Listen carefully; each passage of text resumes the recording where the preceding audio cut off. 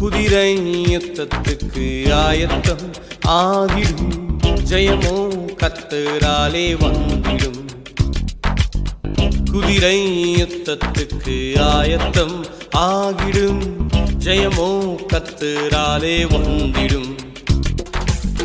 ரட்சிக்க குதிரையின் பலன் விருதா, காத்திட அதனின் வீரியம் விருதா. ரட்சிக்க குதிரையின் பலன் விருதா, காத்திட அதனின் வீரியம் விருதா. ரதத்தை குறித்து குதிரையை குறித்து மேன்மை பாராட்டிடேன்.